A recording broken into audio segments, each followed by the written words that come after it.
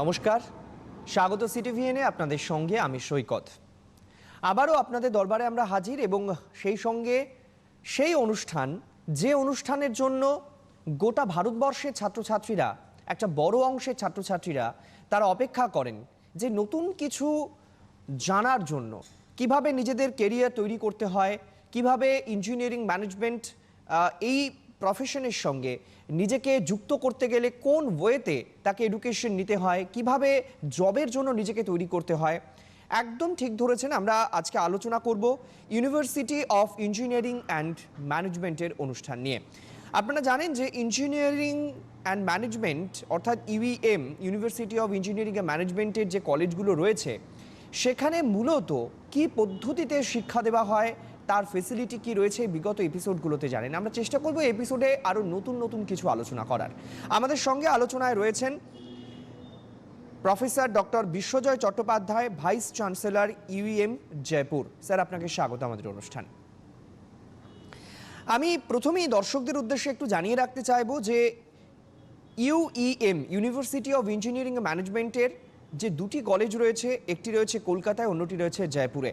আমরা জয়পুরের যে কলেজটি রয়েছে সেই নিয়ে যেমন আলোচনা করব, তেমনি তার বিভিন্ন রকম প্রসপেক্ট নিয়ে আলোচনা করব। আমি প্রথমেই বিশ্বজয়বাবুকে স্বাগত জানিয়ে যে বিষয়টা স্যার আপনার থেকে জানতে চাইবো সেটা হচ্ছে, আমরা দেখতে পেয়েছি যে সাম্প্রতিককালে জাতীয় শিক্ষানীতির একটা বদলের কথা বলা হয়েছে, এবং সেই বদলের ক্ষেত্রে আমরা দেখতে পাচ্ছি যে ক্লাস 9 থেকেই সে কিন্তু তার কেরিয়ার কোন পথে সে গড়তে চায় মোটামুটি একটা সে ডিসিশন নেওয়ার ক্ষমতা তৈরি হয়ে যাচ্ছে, যেটা 11-12-এর ক্ষেত্রে আগে ছিল।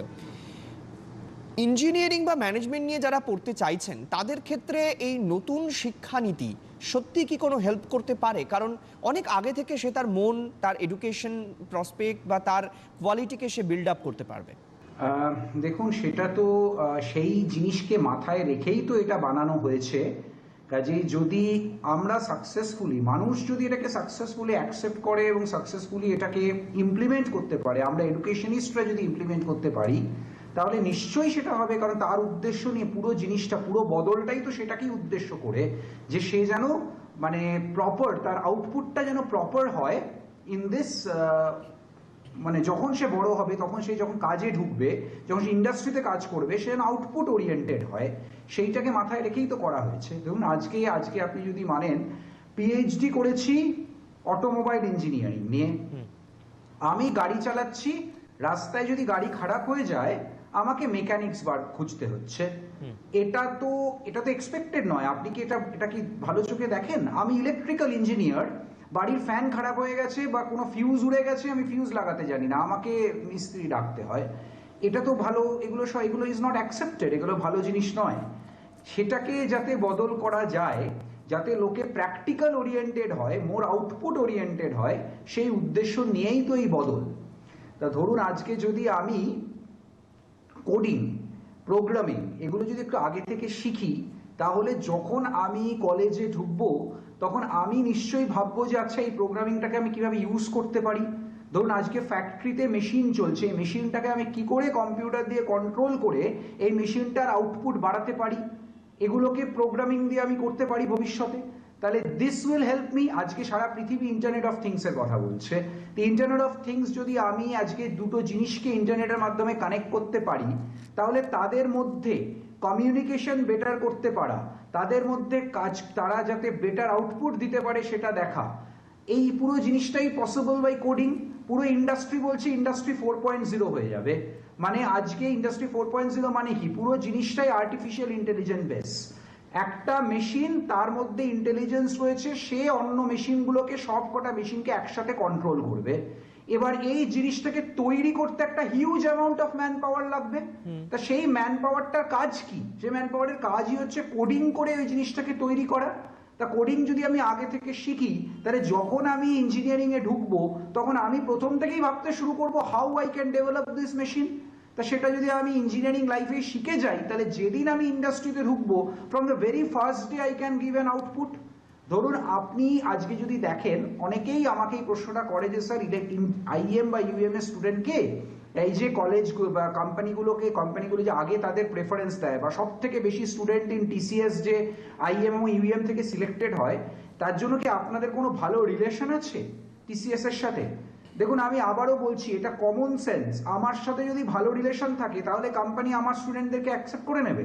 এটা কি হতে পারে আপনি বলুন? মানে এটা তো কমন সেন্স, এটা তো হতে পারে না। এটা হয় বিকজ আমাদের স্টুডেন্টরাই আউটপুট ওরিয়েন্টেড। আমরা সবসময় চেষ্টা করি যে যখন সে কলেজে পড়বে তখন সে শুধুমাত্র জিনিসটাকে শিখুক, থিওরিটিক্যালি শিখুক সেটা নয়, সে শিখুক যে কি করে ইন্ডাস্ট্রিতে গিয়ে from the very first day he can output using this knowledge. সে কিছু একটা বানাতে পারে ইন্ডাস্ট্রির জন্য, যেটা ইন্ডাস্ট্রি ভবিষ্যতে can sell and industry can make profit through which it can flourish. এটাকে উদ্দেশ্য করেই তো আমরা পড়াশোনা করাই।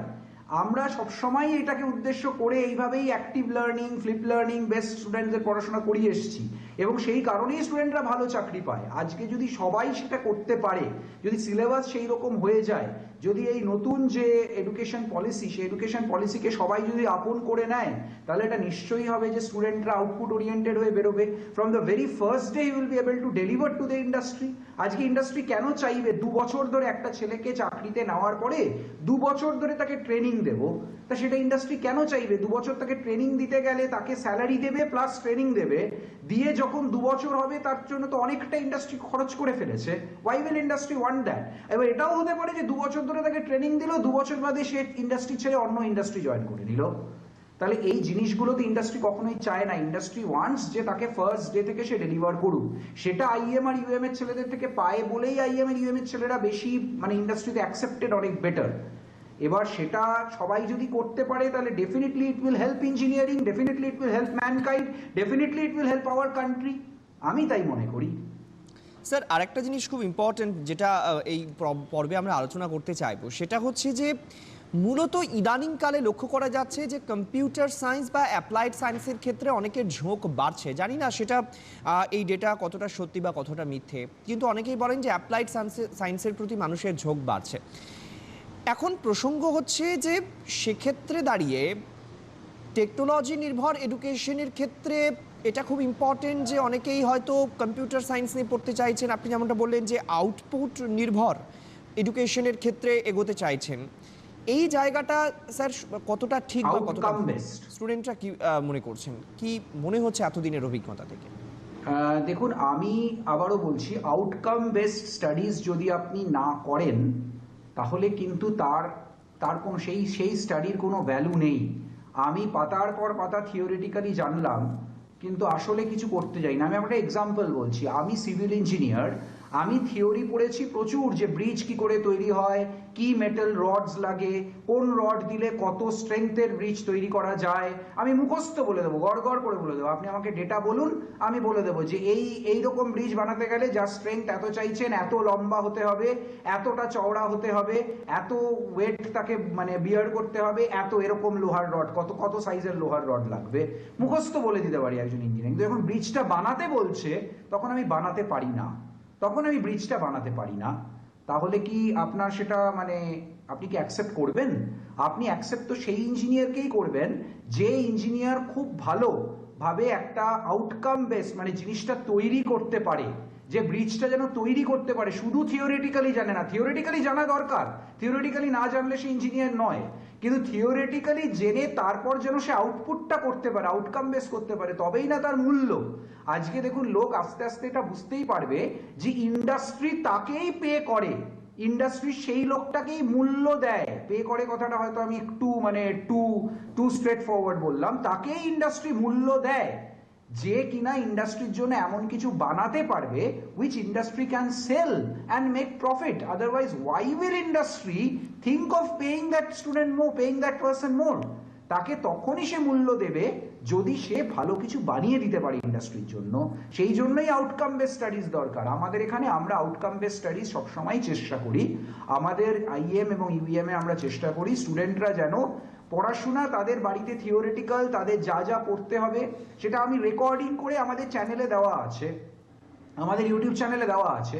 স্টুডেন্টরা যখন ক্লাসে আসবে সে জানে যে আজকে এই ক্লাসটা হবে, তার রেকর্ডিং ইউটিউবে দেওয়া আছে, সে ইউটিউব থেকে সেটা পড়ে ক্লাসে আসবে, যখন ক্লাসে আসবে সেটা নিয়ে ডিসকাশন হবে যেটার কি অ্যাপ্লিকেশন হতে পারে, সেটা কি অ্যাপ্লিকেশনে ইউজ হতে পারে, করে তাকে দিয়ে সেটা বানানো হবে। ল্যাবে যখন সে যাবে ল্যাবে সে সত্যি সত্যি সেটা বানাবে। আমাদের এখানে প্রত্যেক সেমিস্টারে প্রত্যেক ল্যাবে আমরা একটা করে মিনি প্রজেক্ট এনশিওর করি যে সে যেন একটা করে মিনি প্রজেক্ট প্রত্যেক সেমিস্টারে করে, কারণ ফোর্থ ইয়ারে গিয়ে আজকাল দেখা যায় অনেক স্টুডেন্ট, ম্যাক্সিমাম স্টুডেন্ট ইন্ডাস্ট্রিতে ইন্টার্নশিপ পেয়ে যায়, ইন্ডাস্ট্রিতে ইন্টার্নশিপ করে। বিশেষ করে আমাদের IMUM আমরা দেখি বেশিরভাগ স্টুডেন্টই, বেশিরভাগ কেন সবকটা স্টুডেন্টই ইন্টার্নশিপ পেয়ে যায়। এদের মধ্যে অনেক স্টুডেন্ট এরকম আছে যাদের হয়তো এক দেড় মাস একটু এক্সটেন্ড করতে হয় ইন্টার্নশিপটা ইন্ডাস্ট্রির পারপাসে, ফলে তাদের হাতে প্রজেক্টের সময় অত বেশি ফোর্থ ইয়ারে গিয়ে সে পায় না। তাই প্রত্যেক সেমিস্টারে আমরা এখন করে একটা করে মিনি প্রজেক্ট এনশিওর করেছি স্টুডেন্টরা সেমিস্টার 1 থেকে কোনো না কোনো মিনি প্রজেক্ট করতে করতে করতে করতে পারে। স্যার, আমরা এখন যেটা জানতে পাচ্ছি যে এই লকডাউন পরিস্থিতির মধ্যে সবাই একটা আতঙ্কে ভুগছেন যে জবের ক্ষেত্রে একটা খুব দুশ্চিন্তার সময় আসছে, এরকম একটা পরিস্থিতিকে কেন্দ্র করে সবাই একটা দুশ্চিন্তার মধ্যে রয়েছেন। কিন্তু আপনি যেমনটা বললেন যে ইউএম একমাত্র ইউনিভার্সিটি যেখানে জব নিয়ে আলাদা করে টেনশনের কোনো দরকার নেই, শুধু গুড এডুকেশনটা দরকার, বাকি গুড জবসের বিষয়ে ভাববে ইউএম। সেক্ষেত্রে দাঁড়িয়ে এতটা জোর ইউএম এর কাছে রয়েছে, এই রাজটা একটু যদি আমাদেরকে জানাতেন। আপনি আমাকে যদি অ্যালাউ করেন আমি আরেকটু জেনারেলাইজ করেও বলবো, সেটা হচ্ছে দেখুন এই যে জবের পরিস্থিতি, এই জবের পরিস্থিতি উইল বি মানে অ্যাব্রাপ্টলি চেঞ্জিং। ইঞ্জিনিয়ারিং এ এত জব তৈরি হবে ইন কামিং ইয়ার্স যেটা মানে will really B very very good for us. আপনি মানে এটা জানি না, আপনি হয়তো দেখেছেন ইকোনমিক টাইমস একটা বেরিয়েও ছিল যে 1 লাখের ওপরে জব ক্রিয়েটেড হবে অ্যান্ড অল দিস থিংস। এছাড়া আপনি যদি দেখেন আজকে অ্যাপল বলেছে তারা ম্যানুফ্যাকচারিং করবে ইন্ডিয়ায়, যত অনেক ফোন কোম্পানিজ আছে যারা বলেছে ম্যানুফ্যাকচারিং করবে ইন্ডিয়ায়, মাহিন্দ্রা বলেছে কমপ্লিট গাড়ি ম্যানুফ্যাকচার করবে ইন্ডিয়ায়, tata is also coming up with manufacturing in India. ফলে আজকে যত ম্যানুফ্যাকচার যেগুলো বিদেশে হতো, বাইরের দেশে হতো বা আমাদের নেইবারিং কান্ট্রিজগুলোতে, নেইবারিং কান্ট্রিজেও হতো, সেই সমস্ত কিছু এখানে ম্যানুফ্যাকচার হবে। তো the amount of jobs that will be created in this country is mammoth. ফলে জবের জন্য যদি কেউ ভয় পেয়ে থাকে তাহলে আমি বলবো দেখুন খুব সুদিন আসছে, বিশ্বাস করুন সবসময় দুর্দিনের পর সুদিন আসে, সুদিন খুব শিগগিরই আসছে। আজকে যেসব স্টুডেন্টরা ইঞ্জিনিয়ারিংয়ে ভর্তি হচ্ছে 4 বছর বাদে the demand will be very very very high, demand will be much higher than মানে হোয়াট উই ক্যান আউটপুট। আমরা যত স্টুডেন্ট তৈরি করতে পারবো বা যত স্টুডেন্ট দিতে পারবো ইন্ডাস্ট্রিকে, ইন্ডাস্ট্রির নেসেসিটি তার চেয়ে বেশি হবে as far as engineering is concern. তাই আজকের দিনে দাঁড়িয়ে স্টুডেন্টদের যদি একটুও ইচ্ছা থাকে ইঞ্জিনিয়ারিং এ পড়ার, একদম মানে নির্ভয়ে এগিয়ে আসা উচিত, কারণ জবের কোনো রকম কোনো মানে আমি কি বলবো কোনো রকম কোনো ওই থাকবেই না, কম থাকবেই না এই পৃথিবী, মানে ইন্ডিয়াতে অনেক জব তৈরি হবে। আর ইউএম এর কথা যদি বলেন তাহলে দেখুন আজকে 2020 সালে যখন সবাই একটু জবের জন্য স্ট্রাগল করেছে যে বছরটায়, সেই বছরে হাইয়েস্ট স্যালারি অফার ওয়াজ 72 lakhs পার অ্যানাম।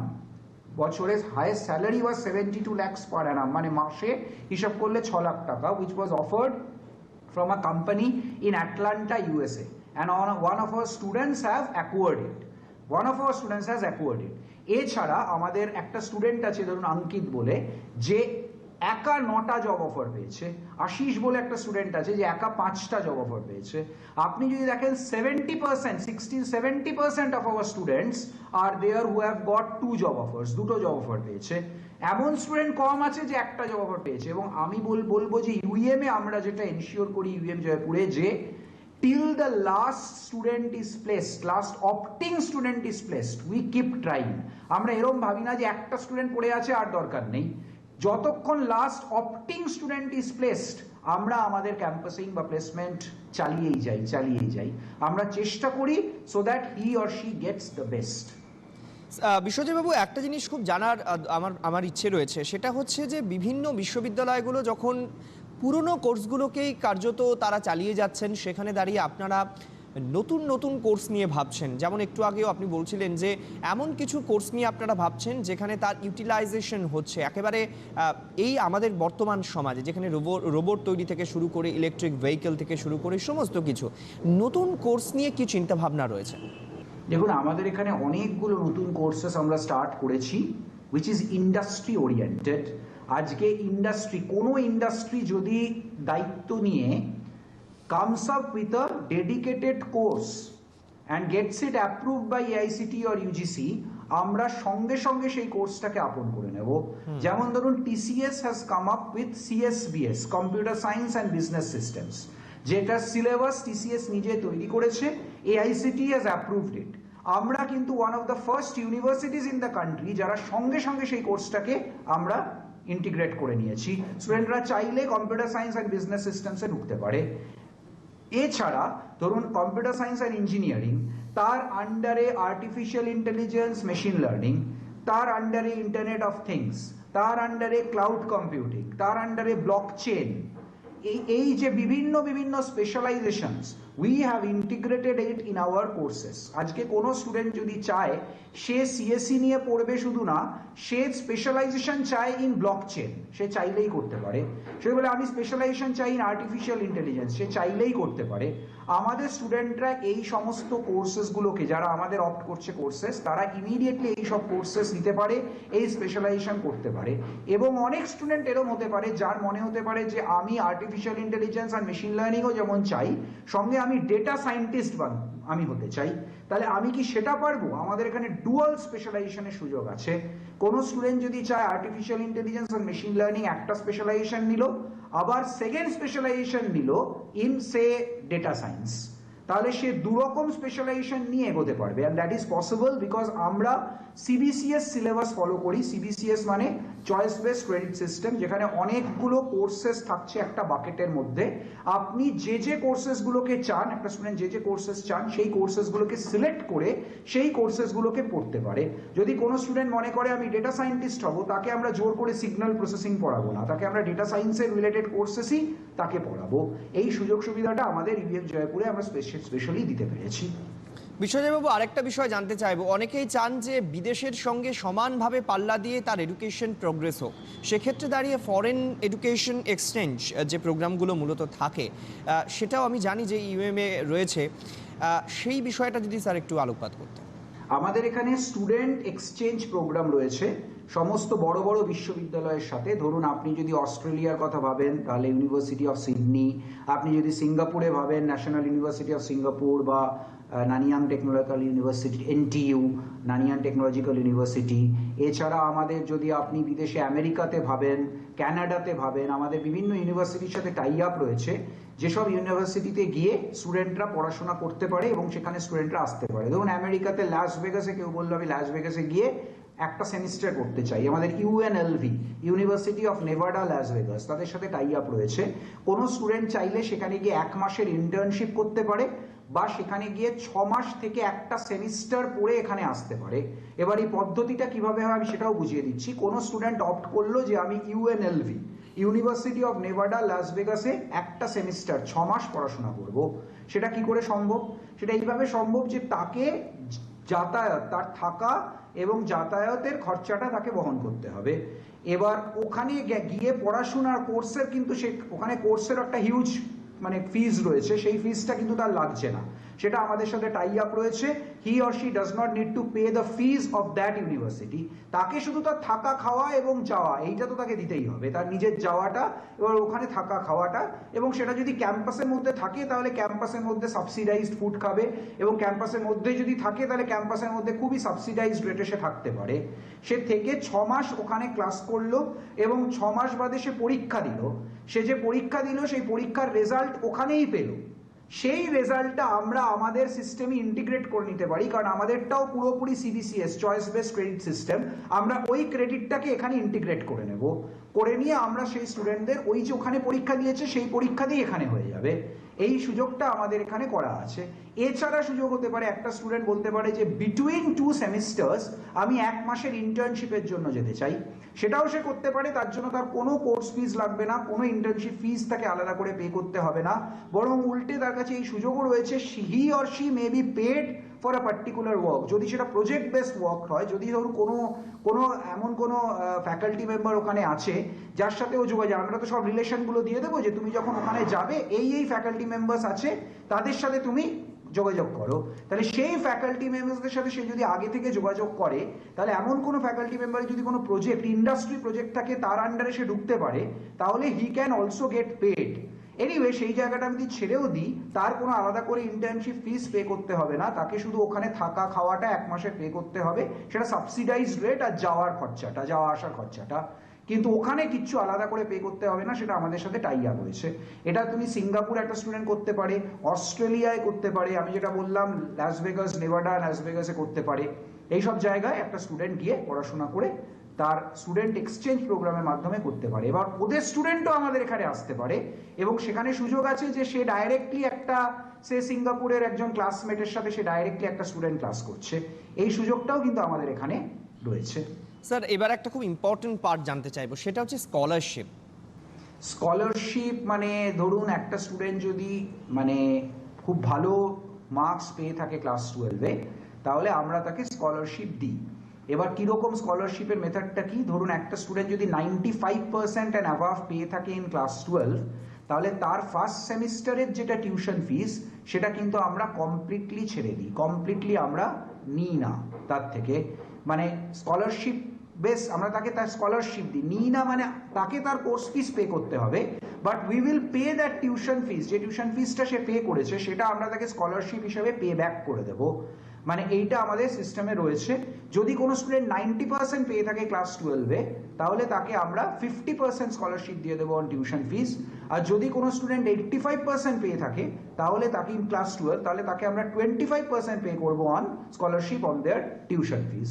এই স্কলারশিপটা will be payable for first semester, and he can continue with the scholarships in other semesters provided he stands within the top 10% students। কারণ এরকম হতে পারে যে কোনো স্টুডেন্ট ক্লাস 12-এ খুব ভালো করলো, 95% পেয়েছে, এবার সে পুরো 4 বছর সেইভাবে অতটা সিরিয়াসলি পড়াশোনা করলো না, কিন্তু স্কলারশিপ পেয়ে গেল, দ্যাট উই ডোন্ট অ্যালাউ। আমরা ফার্স্ট সেমিস্টারে স্কলারশিপটা দেবো on the basis of class 12 marks.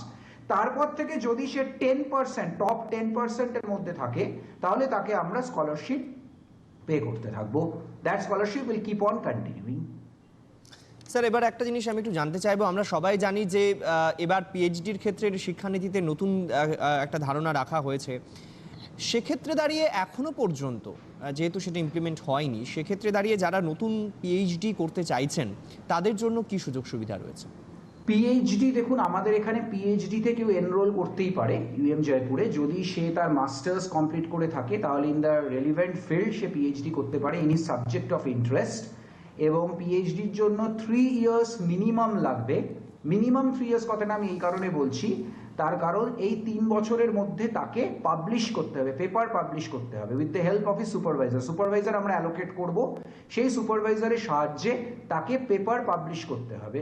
কীরকম পেপার পাবলিশ করতে হবে, তাকে এসসিআই জার্নাল করতে হবে 2টো, এবং একটা করতে হবে ইন্টারন্যাশনাল কনফারেন্স, অথবা একটা অল্টারনেট উপায় আছে, সে এসসিআই এক্সটেন্ডেড বা ইএসসিআই জার্নাল যদি সে পাবলিশ করতে পারে 3টে, তাহলে he can get his PhD. But minimum time required is 3 years. 3 বছরের পরে আমরা ফিস চার্জ করি না, আমরা 3 বছর অবধি ফিস চার্জ করি। তারপর থেকে যদি কোনো স্টুডেন্ট আরও টাইম লাগে, তার টাইম কেন লাগতে পারে, তার কারণ হচ্ছে তার জার্নাল পাবলিশ হয়নি, তাহলে কিন্তু সে ডিগ্রি পাবে না। তাকে যতক্ষণ না ওই জার্নাল পাবলিকেশন হবে, তারপরেই গিয়ে সে ডিগ্রিটা পাবে। এই সুযোগটাই আমাদের এখান থেকে দেওয়া হয় পিএইচডিতে। স্যার, এবার একটা অন্য প্রশ্ন জানতে চাইবে, একদম অন্য প্রশ্ন, আউট অফ এডুকেশন। সেটা হচ্ছে যে অনেকে বাইরে রাজ্যে গিয়ে পড়াশুনো করতে চান, যেমন জয়পুর একটা অত্যন্ত সুন্দর একটি জায়গা, অত্যন্ত মনোরম একটি জায়গা, সেখানে একটি কলেজে গিয়ে পড়াশুনো করা, টেকনোলজি পড়াশুনো করা, সেখানে স্টুডেন্ট ফ্লেক্সিবিলিটির যে বিষয়গুলো থাকে, মানে অনেকে মনে করতেই পারেন যে একটা বাড়ির বাইরে গিয়ে একটা অন্য জায়গায় হোমলি অ্যাটমসফিয়ারের মধ্যে আমি বড় হব, সেখানে পড়াশুনো করব, সেখানে স্টুডেন্ট ফ্লেক্সিবিলিটির বিষয়গুলো কতটা রয়েছে স্যার? দেখুন, ফ্লেক্সিবিলিটি মানে যদি একটা স্টুডেন্ট বাইরে থাকে, তার মা বাবার মানে তাকে, দেখুন যখন আমি বাড়িতে থাকি তখন অনেক সময় দেখা যায় যে 1 গ্লাস জলও সে নিজে হাতে নিয়ে খায় না, তা সেটা তো মানে আপনি চান না নিশ্চয়ই। কাজেই আপনি যদি হোস্টেলে থাকেন, হোস্টেল কালচারের সাথে মানে নিজেকে করে নেন, অ্যাকোয়েন্ট করে নেন, তাহলে আপনার জীবনে লাইফে গিয়ে ভবিষ্যতে আপনি বেটার করতে পারবেন। 4 বছর ধরে আপনি হোস্টেলে থেকে হোস্টেলে যেসব কাজগুলো করেছেন, নিজে নিজে করতে বাধ্য হয়েছেন, তার ফলে you have become self sufficient, self dependent, independent of others, এবং সেটা সবসময়ই হেল্প করে। এছাড়া হোস্টেল, দেখুন হোস্টেল সবসময় ভালো, আজকে ইঞ্জিনিয়ারিং লাইফের জন্য হোস্টেল কিন্তু সবসময় ভালো। যে কারণে আপনি দেখবেন যে সমস্ত বড় বড় অনেক ইনস্টিটিউটস অফ ন্যাশনাল ইম্পর্টেন্স সবসময় চায় যে হোস্টেল কালচারেই তাকে পড়তে হবে, হোস্টেল ইজ ম্যান্ডেটরি, যাতে করে সে student become self sufficient and the student knows how to do a job himself or herself, and most importantly peers। আজকে যদি আমি একটা হোস্টেলে থাকি, আমি যদি দেখতে পাই আমার পাশে স্টুডেন্টটা বসে পড়াশোনা করছে, তাহলে আমি কিন্তু অন্য কিছু করার আগে ভাববো যে না, আমারও পড়াশোনা করা উচিত। That pressure is always there on me. On the contrary, আবার এটাও হতে পারে, অনেকে আমাকে এটাও প্রশ্ন করে যে স্যার এরকম কি চান্সেস আছে যে আমি কোনো স্টুডেন্টের সাথে পড়ে গিয়ে আমার স্টুডেন্ট মনে করলো যে না আমার পড়াশোনার চেয়ে ওইটা করলে ভালো হয়, বলছে না সেই সুযোগটা এই কারণে নেই। তার কারণ হচ্ছে যে hostel wardens are very very strict in that. সে কিন্তু সারাক্ষণ খেয়াল করছে যে কোন স্টুডেন্ট পড়াশোনা করছে কি করছে না, এবং পিয়ার প্রেশার এতই বেশি যে আমি যদি দেখি একটা ছেলে আমার পাশের ঘরে বসেও পড়াশোনা করছে, তাহলে আরেকজন ছেলে যদি খেলা করে আমাকে কিন্তু পড়াশোনাটাই বেশি আমাকে অ্যাট্রাক্ট করবে, আমার মনে হবে না আমার পড়াশোনা করা উচিত। এটা কিন্তু দেখা যায়, যার জন্যই সমস্ত ইনস্টিটিউটস অফ ন্যাশনাল ইম্পর্টেন্স সবসময় হোস্টেলে রেখে স্টুডেন্টদের পড়াশোনা করায়। এবং এছাড়া আছে ল্যাবরেটরি। ধরুন আজকে আপনি 1 ঘন্টার ল্যাবরেটরি করলেন ইন ক্লাস আওয়ার্স, তাতে যা শিখবেন তার চেয়ে অনেক বেশি শিখবেন যদি আপনি হোস্টেলে থাকেন, সন্ধ্যাবেলায় স্পেসিফিক্যালি ল্যাবে গিয়ে আবার ওই এক্সপেরিমেন্টগুলো চেষ্টা করেন। সেই সুযোগটা আমাদের ইউএম জয়পুরে রয়েছে, এবং ফ্যাকাল্টিরাও আমাদের ক্যাম্পাসের ভেতরে থাকে। যদি কোনো ফ্যাকাল্টিকে বলা হয়, ফ্যাকাল্টিও সঙ্গে ল্যাবে যায়, ল্যাবে গিয়ে সেই স্টুডেন্টকে হেল্প করে, এবং বেশিরভাগ সময় দেখা যায় ফ্যাকাল্টিরাও আফটার ক্লাস আওয়ার্স তারা অনেকটা টাইম ল্যাবরেটরিতে থাকে। স্টুডেন্টরা চাইলেই, তাদের কাছে সুযোগ আছে, সে গিয়ে ইজিলি ল্যাবরেটরিতে গিয়ে ফ্যাকাল্টির আন্ডারে সেই কাজকর্ম করতে পারে এবং বেটার শিখতে পারে than what he or she learns during the class hours, কারণ 1 ঘন্টায় ল্যাব হয়। এছাড়া দেখুন সমস্ত কিছু হেল্প করার জন্য তো আমাদের এখানে ফ্যাকাল্টিরা রয়েছেই, হোস্টেল ওয়ার্ডেন্স রয়েছে, সাপোর্ট স্টাফস রয়েছে, আজকে যা চাই তারা তো পাচ্ছেই। প্লাস খাওয়া দাওয়া বিভিন্ন রকমের, আমাদের এখানে ক্যান্টিন রয়েছে প্রায় 4 থেকে 5 রকমের, চাইনিজ থেকে শুরু করে Indian, Chinese, veg, non veg সব রকম ফুডস রয়েছে, সব রকম ক্যান্টিন রয়েছে। একটা স্টুডেন্ট চাইলে নাইট ক্যান্টিন আলাদা রয়েছে, ফলে একটা স্টুডেন্ট চাইলে সমস্ত ফেসিলিটি ক্যাম্পাসের ভেতরেই পাচ্ছে। ফলে সে কখনোই আউটসাইডার হিসেবে নিজেকে ফিল করে না, সবসময় তার সে অনেক স্টুডেন্ট পাচ্ছে, অনেক ছেলেপুলে একসাথে পড়াশোনা করছে, বন্ধুদের পাচ্ছে, ফলে সে feels he is at home. অনেক ধন্যবাদ বিশ্বজয় বাবু আজকে আমাদের আলোচনায় থাকার জন্য, কারণ আমরা সত্যি ইউএম সম্পর্কে যত বেশি জানছি তত বেশি আমাদের আগ্রহ বাড়ছে। এবং সত্যি ইউএম এর এই যে টোটাল অ্যাটমসফিয়ার, এই অ্যাটমসফিয়ারটা একজন স্টুডেন্টের জন্য খুব দরকার, কারণ স্টুডেন্ট জীবনটাই এইরকম যে সেখানে প্রপার অ্যাটমসফিয়ার যদি আপনি না পান, যদি একটা গাইডেন্স না থাকে, যদি আপনার উপর একটা মনিটরিং না থাকে, তাহলে কিন্তু স্টুডেন্টদের ক্ষেত্রেও একটা অসুবিধে হয়, যারা সত্যি চাকরির জন্য পড়াশুনো করছেন এমনটা নয়, যারা জীবনে প্রতিষ্ঠিত হতে চাইছেন সব দিক থেকে, তাদের জন্য খুব দরকার। সুতরাং আমরা অবশ্যই আগামী এপিসোডগুলোতে আরও বেশি করে আপনাদেরকে জানাতে থাকবো। আজকে আমরা এখানে অনুষ্ঠান শেষ করছি। অনেক ধন্যবাদ বিশ্বজয় বাবু আমাদের সঙ্গে থাকার জন্য। নমস্কার।